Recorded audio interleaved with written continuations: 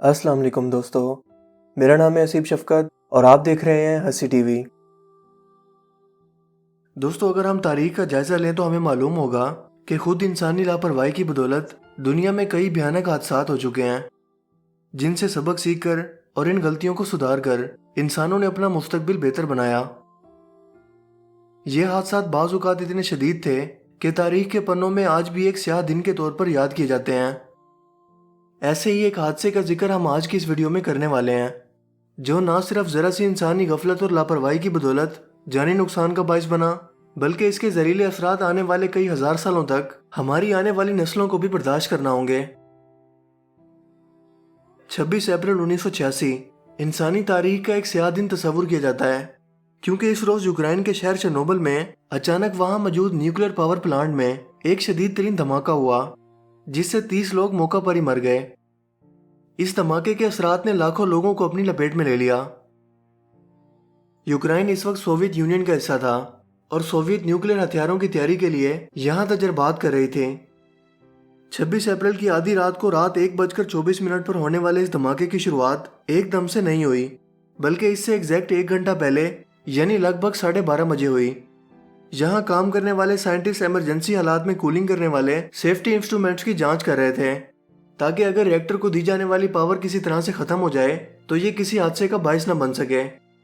लिहाजा उन्होंने इस टेस्ट के लिए तमाम सेफ्टी सिस्टम बंद कर दिए, जो बाद में इनकी सबसे बड़ी गलती साबित हुई, क्योंकि न्यूक्लियर रिएक्टर में मौजूद ग्रेफाइट से बनी कंट्रोल रॉड्स, जो न्यूक्लियर रिएक्शन में होने वाले फिशन रिएक्शन के दौरान न्यूट्रॉन्स को जज्ब करके हाई एनर्जी बदलाव को बैलेंस करते हैं, वो बिजली की कमी की वजह से अनस्टेबल हो गए, जिसके बाद चौथे नंबर पर मौजूद न्यूक्लियर रिएक्टर में मौजूद पानी लावा की तरह गर्म हुआ और एक स्टीम एक्सप्लोजन की वजह बन गया। यह हल्की शिद्दत का धमाका था, जिसने न्यूक्लियर रिएक्टर की छत को उड़ाकर रख दिया।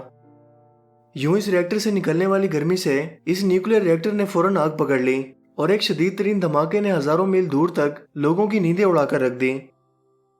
मौका पर मौजूद 2 साइंटिस्ट की फौरन मौत हो गई, मगर बाद में जैसे जैसे इसकी रेडिएशन बढ़ती गई, अमवात की तादाद भी बढ़ती गई।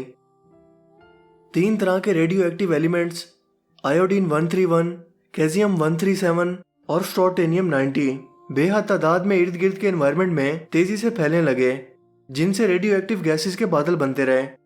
जमीन पर ये रेडियो एक्टिव एलिमेंट्स 800 किलोमीटर के दायरे पर फैल गए। ये आसमान में 9 किलोमीटर ऊपर तक फैल गए। याद रहे कि रेडियो एक्टिव एलिमेंट्स न्यूक्लियर धमाके के बाद खारिज होने वाले पार्टिकल्स हैं, जो इंसानी जिस्म के लिए इंतहाई नुकसानदेह हैं, क्योंकि ये इंसान को बहुत सी लाइलाज बीमारियों मसलन thyroid cancer, skin cancer, lung cancer और ब्रेस्ट कैंसर में मुब्तला करके फौरी तौर पर जान ले सकते हैं। और अगर कोई इंसान इस कैंसर से बच भी जाए तो इसकी पूरी जिंदगी इन बीमारियों से लड़ते हुए गुजरती है। इन बीमारियों के असरात न सिर्फ मुतासरा लोगों पर होते हैं, बल्कि इनकी आने वाली नस्लों में भी रहते हैं। चेर्नोबिल के इस प्लांट से फैलने वाली रेडिएशन का दायरा यूरोप तक फैल गया और आयोडीन 131 थायराइड कैंसर यानी गले के कैंसर की वजह बनने लगा। लेकिन अच्छी बात यह थी कि इसके एलिमेंट सिर्फ 8 दिन तक ही इफेक्टिव थे, यानी 8 दिन के बाद इसका असर कम होने लगा। मगर कैल्शियम 137 और स्ट्रोंटियम 90 इंतहाई खतरनाक रेडियो एक्टिव एलिमेंट्स हैं, क्योंकि ये 60 साल तक एक्टिव रहते हैं और 60 साल के बाद कहीं जाकर इनका असर कम होना शुरू होता है। और अगर इनके असर की खत्म होने की बात करें तो इसमें हजारों साल का वक्त लगता है। इसकी वजह यह है कि ये केमिकल रिएक्शन करके मजीद रेडियो एक्टिव एलिमेंट्स को पैदा करते रहते हैं।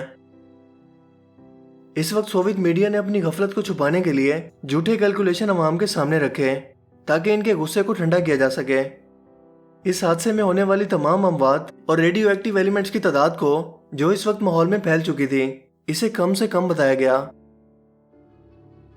मगर दर हकीकत यूरोप का तकरीबन 40 लाख किलोमीटर इलाका इन रेडिएशन से मुतासिर हो चुका था, यानी यूरोप का तकरीबन 40% हिस्सा, जिसमें Finland, Sweden, Bulgaria, Norway, Romania, Germany, Austria, Poland और यूके शामिल हैं। अब तक तकरीबन 6000 लोग इस हादसे की वजह से अपनी जानें गंवा चुके हैं और आने वाले अगले 100 साल में इन रेडिएशन से मरने वालों की तादाद 6 लाख भी हो सकती है, जो जापान के शहर हिरोशिमा और नागासाकी में मरने वाले तमाम लोगों की तादाद से भी ज्यादा होगी। चेरनोबिल का ये इलाका 1000 मुरब्बा मील पर फैला हुआ है और अब तक ये एक ममनुआ इलाका है जहां आने वाले तकरीबन 24,000 सालों तक ना ही कोई खेती बाड़ी हो पाएगी और ना ही कोई इंसान आबाद हो पाएगा। अगर सोवियत यूनियन चाहती तो इस प्लांट के बाहर रेडियो एक्टिव शील्ड बनाकर इन रेडिएशंस को बाहर निकलने से रोक सकती थी, मगर ऐसा नहीं किया गया और लाखों लोगों की जान को दांव पर लगा दिया गया। इस हादसे के बाद सन 2000 में इस प्लांट को बंद कर दिया गया। इस कदर वसी इलाके को बेकार नहीं छोड़ सकते थे, लिहाजा यूक्रेन हुकूमत ने यहाँ पर जगह जगह सोलर पावर प्लांट्स लगा दिए जो 2000 घरों को खालिश बिजली फराहम करते हैं। दोस्तों, इंसानी तारीख की एक छोटी सी गफलत एक किस कदर बड़े नुकसान का बायस बन गई, यकीनन आपको अंदाजा हो गया होगा। और ये भी कि इंसान ने अपनी हिफाजत के नाम पर जो न्यूक्लियर हथियार आज बना रखे हैं वो खुद किस कदर इंसानियत के दुश्मन है। इस वक्त दुनिया में तकरीबन 15,000 न्यूक्लियर हथियार मौजूद हैं जो मिनटों में लॉन्च होकर कहीं भी तबाही मचा सकते हैं। इनमें से 1800 सिर्फ अमेरिका और रशिया के पास हैं। अगर इस वक्त दुनिया में मौजूद तमाम न्यूक्लियर हथियारों को इस्तेमाल कर लिया जाए तो वो पूरी दुनिया को 7 मरतबा ख़त्म कर सकते हैं। ज़रा सोच कर देखें कि सिर्फ चेरनोबिल में होने वाले हादसे में न्यूक्लियर रेडिएशन के असरात इस कदर तबाहकुन हैं कि वहाँ 24,000 साल तक लोग रह नहीं पाएंगे। तो क्या इस दुनिया की एटमी जंग के बाद हमारी दुनिया कभी इंसानों के रहने के काबिल हो पाएगी? चेरनोबिल का ये हादसा 32 साल पहले यानी 1986 में हुआ, जब न्यूक्लियर हथियार ज़्यादा डेवलप नहीं थे, जबकि आज हमारे पास इससे कहीं ज़्यादा जदीद हाइड्रोजन बॉम्ब्स मौजूद हैं जो कई 100 गुना ज़्यादा ताकतवर हैं और मज़ीद डार्क मैटर बॉम्ब्स बनाने पर अभी गौर किया जा रहा है, जिससे आप अंदाज़ा लगा सकते हैं कि इंसानियत का मुस्तकबिल किस कदर ख़तरे में है और वो खुद अपनी तबाही का सामान अपने हाथ से तैयार कर रहा है। दोस्तों, आप क्या सोचते हैं इस हादसे के बारे में? अपनी कीमती राय का इजहार कमेंट सेक्शन में ज़रूर कीजिएगा। अगर आपको ये वीडियो अच्छा लगा हो तो प्लीज़ इस वीडियो को ज़रूर लाइक कीजिए। मेरा नाम है हसीब शफकत और आप देख रहे हैं हसी टीवी। मैं मिलूंगा आपसे एक नई इंटरेस्टिंग वीडियो में। तब तक के लिए अपना बहुत सा ख्याल रखिएगा। Thanks for watching this video. अल्लाह हाफिज़।